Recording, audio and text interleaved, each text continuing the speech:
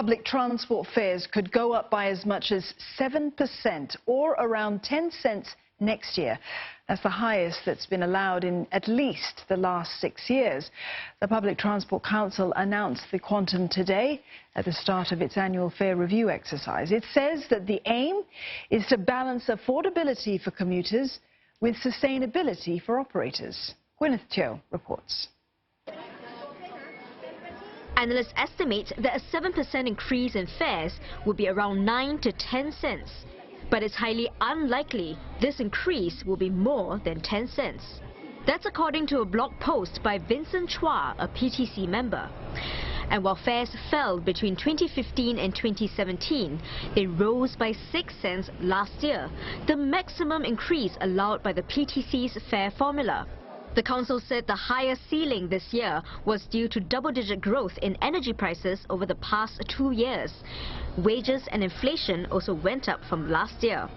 2 months ago, Transport Minister Khaw Boon Wan explained in Parliament that commuter fares have not kept pace with rising operating costs, as recommended fare adjustments were previously not fully implemented.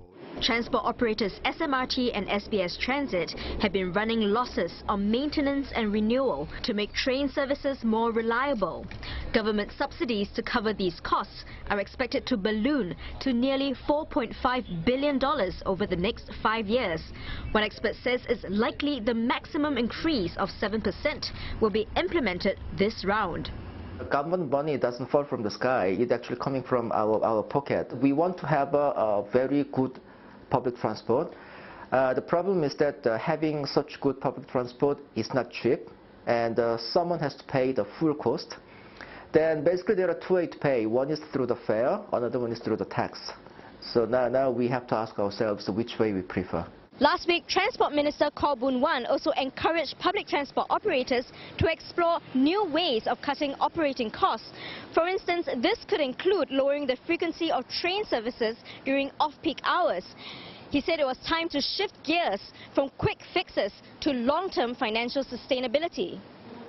Public transport operators have about 3 weeks to submit their fare applications to the council. The PTC will also seek feedback from various groups, such as commuters, unions, academics and grassroots organizations. It will announce the fare increase in the last quarter of this year.